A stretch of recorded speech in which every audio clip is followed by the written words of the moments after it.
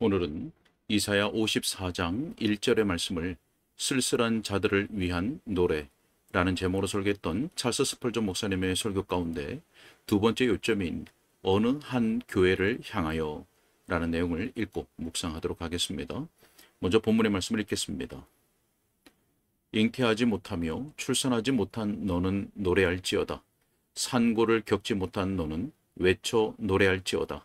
이는 홀로 된 여인의 자식이 남편 있는 자의 자식보다 많음이라 여호와께서 말씀하셨느니라. 아멘. 설교 내용을 읽겠습니다.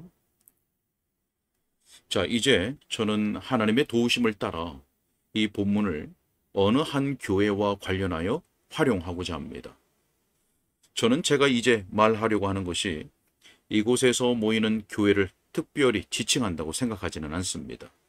왜냐하면 우리에게는 하나님께 감사할 이유들이 있고 대략 11년 기간 동안 우리가 감당할 한도 내에서 부흥의 고조 상태에 있었다고 여기기 때문입니다.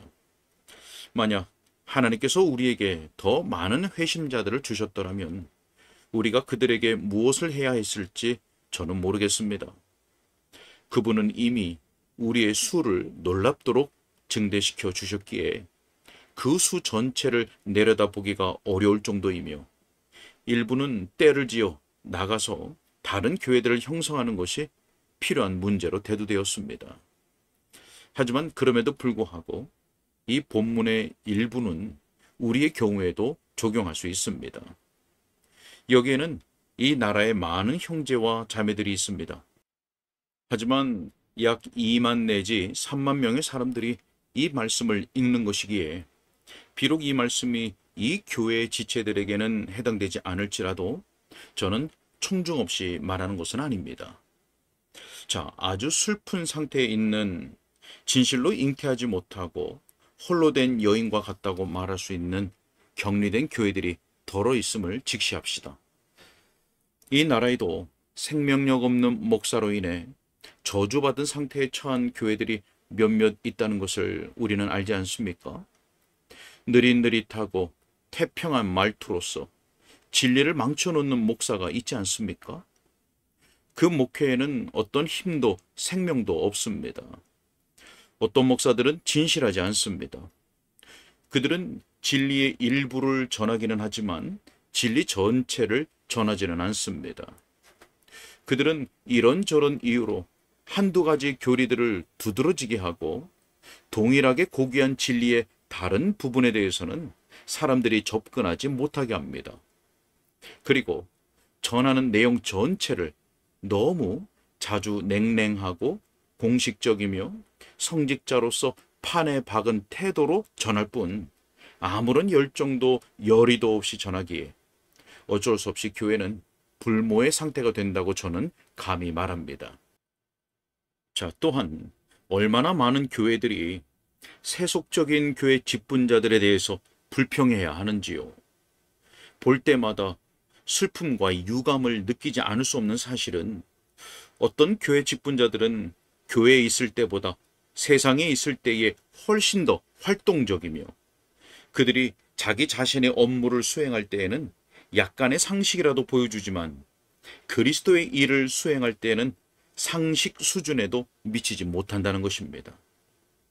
그들은 개인적인 이득이 걸린 문제에는 손과 마음의 힘을 모두 기울이지만 하나님의 교회가 먹을 양식을 얻거나 시온의 경계가 확장되는 것과 관련된 문제에서는 그것을 전혀 중요하지 않거나 혹은 거의 중요하지 않은 것처럼 여기면서 되는 대로 방치합니다.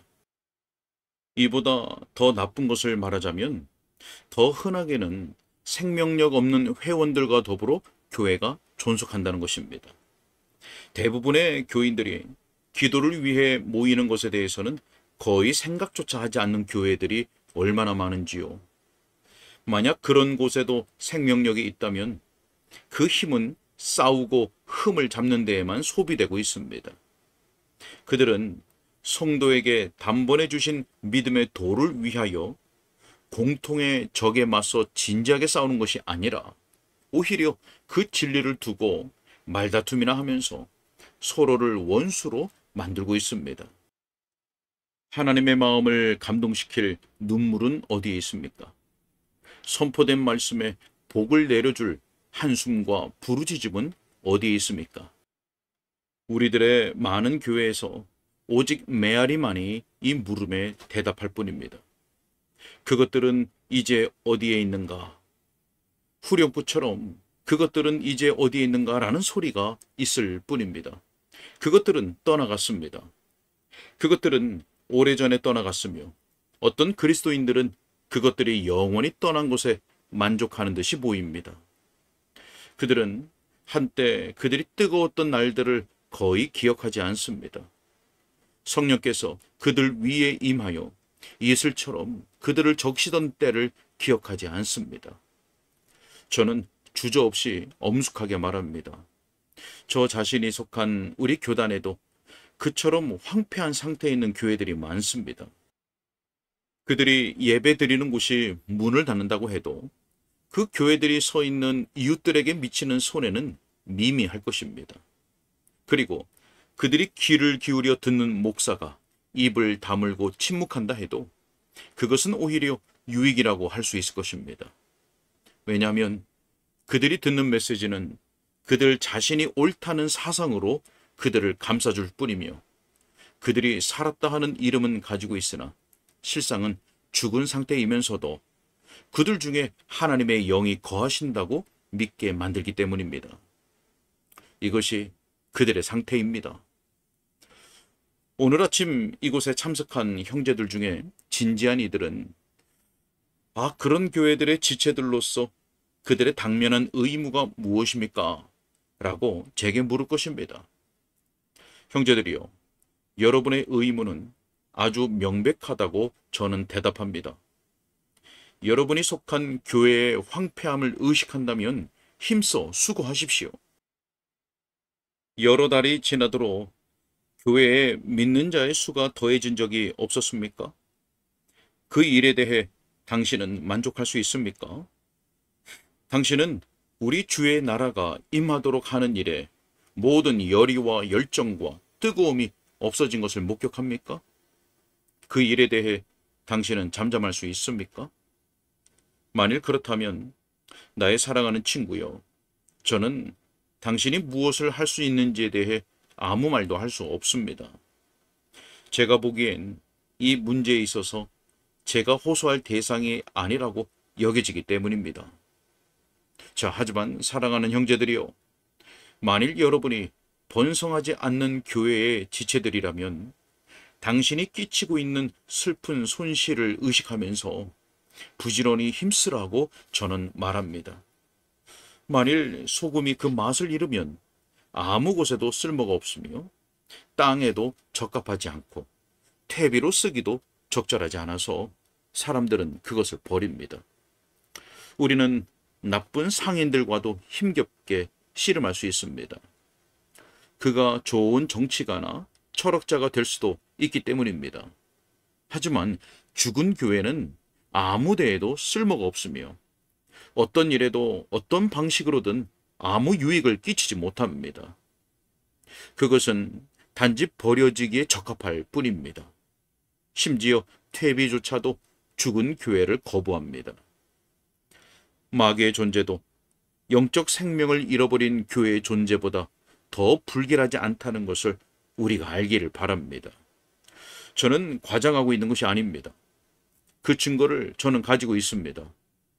로마 교회가 그 치명적인 활동으로 세상에 끼치는 것이라곤 지옥 그 자체에서 나오는 가장 큰 저주 외에 무엇이 있습니까?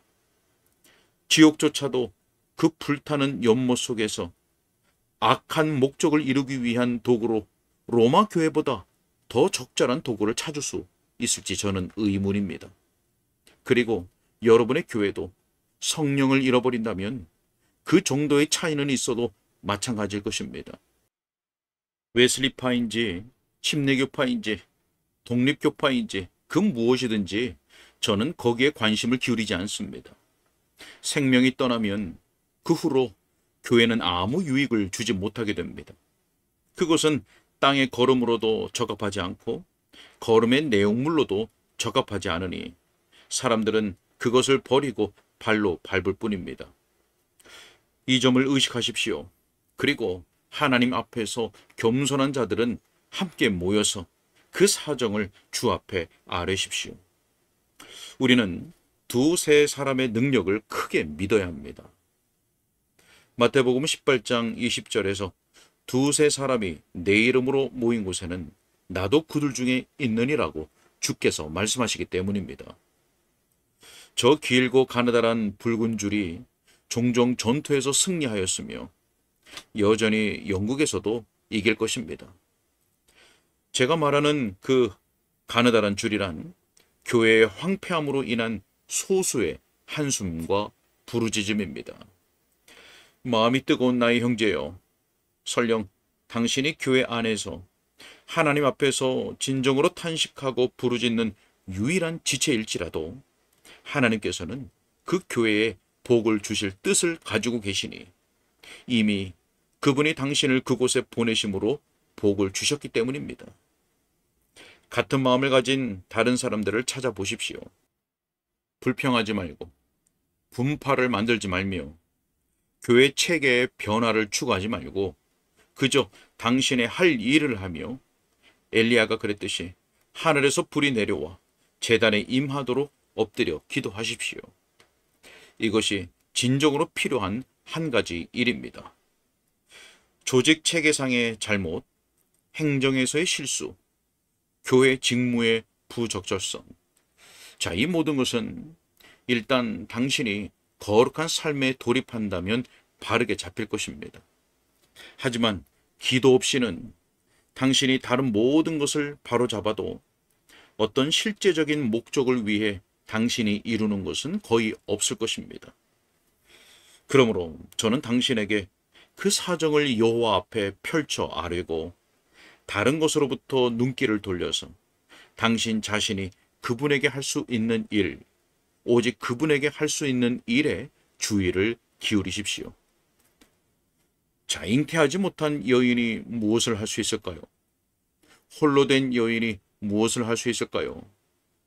그녀는 이 약속을 들고 하나님 앞에 가서 이렇게 말할 수 있을 것입니다. 당신께서 말씀하시길 잉태하지 못한 자요 노래할지어다 라고 하셨습니다. 주여 저로 노래하게 하소서. 당신께서 말씀하시길 홀로 된 여인의 자식이 많을 것이라고 하셨습니다. 주여 우리의 자손이 많게 하소서.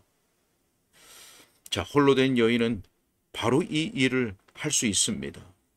그리고 마음이 쓸쓸한 가여운 당신도 비록 회중의 수가 적음과 교회 지체들의 냉랭함을 두고 한숨 짓고 부르짖는 것이 전부일지라도 당신의 외로운 마음도 그와 동일한 일을 행할 수 있으며 평화의 응답을 얻어낼 것입니다. 자, 하지만 기도할 때에 당신의 기도의 진실성을 행동으로 입증하도록 유의하시길 바랍니다. 스스로 분발하십시오. 저는 형제 사랑이 결핍되었다고 불평하는 많은 사람들에게서 그들 자신이 그 사랑이 지극히 결핍된 것을 보아왔습니다. 그리고 교회의 영적 생명이 없음을 보는 자들이 종종 그들 스스로 영적 생명이 없는 사람들인 것을 보아왔습니다.